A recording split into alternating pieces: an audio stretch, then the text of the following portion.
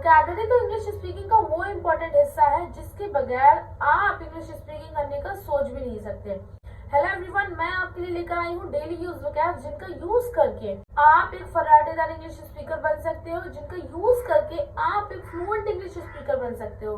पर इसके लिए आपको करना क्या होगा, आपको वीडियो पॉज कर करके पूरी वीडियो वॉच करनी है। आपको सारे वोकैब्स को रिवाइज करना है ताकि आप क्या कर सको, आप उन वोकैब्स को यूज करने के हैबिचुअल बन जाओ। अगर आप उन वोकैब्स को यूज करने के हैबिचुअल बन जाते हो तो आपके लिए फ्लुएंट इंग्लिश स्पीकर बनना बहुत ही आसान हो जाएगा।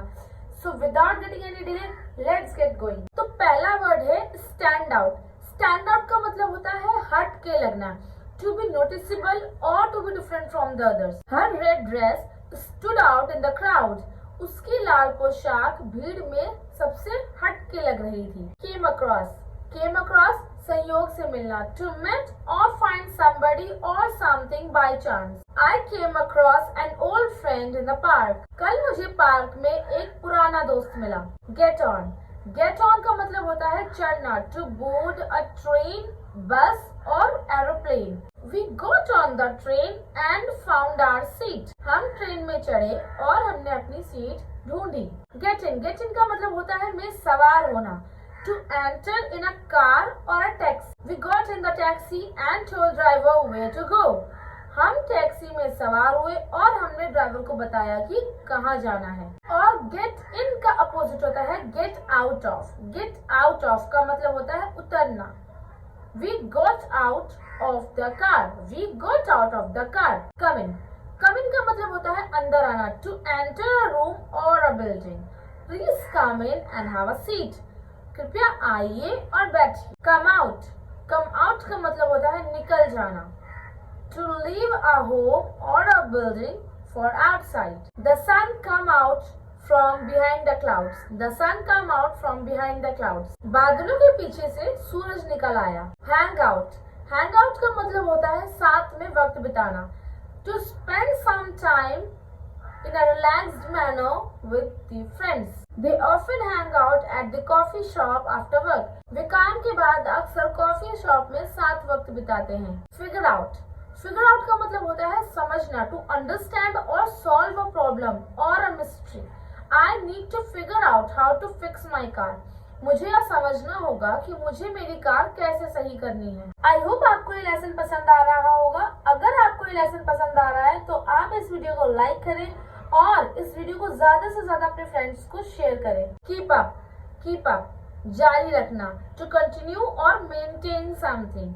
You need to keep up your studies if you want to pass your exam. अगर तुम परीक्षा को पास करना चाहते हो तो तुम्हें अपनी पढ़ाई जारी रखनी होगी। Go back वापस चले जाना, to go to your previous place. I will go back to my home after my retirement. सेवानिवृत्ति के बाद मैं अपने घर वापस चला जाऊंगा। Wake up का मतलब होता है जागना, to stop sleeping or to becoming conscious. She wakes up early.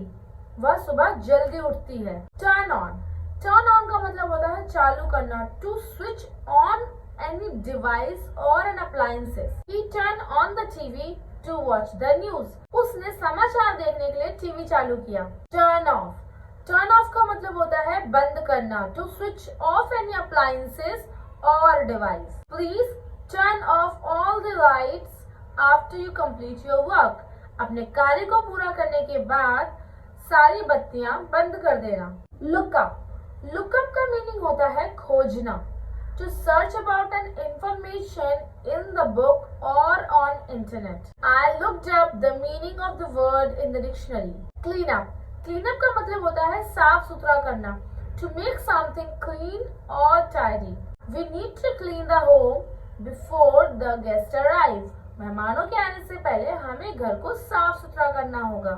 Go out का मीन्स होता है बाहर जाना, to leave a house or a building to go outside. She went out to buy the groceries.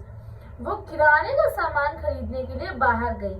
अब यहाँ पे मैंने went का यूज क्यों किया है, क्योंकि went जो है वो go की सेकेंड फॉर्म है और चूंकि हमने सेंटेंस जो है वो हमारा पास्ट टेंस में है, इसलिए हम यहाँ पे go की जगह went का यूज कर रहे हैं। Put out का मतलब होता है बुझाना, to extinguish a fire or a cigarette. He put out the cigarette before he entered the building. इमारत के अंदर घुसने से पहले उसने सिगरेट बुझा दी. That's it for today, everyone. I hope you all like this video. If you are liking this video, so do subscribe our channel and don't forget to share it with your friends. And the series is not going to be end here. We are going to continue this series for upcoming videos. But before you get the next video, you should get habitual of using these vocabularies, because these are very much important and these are the vocabularies which you can use in your daily life. So we will bring this kind of vocabularies in upcoming videos also. Before that, learn it, read it, revise it, practice it and take care of yourself.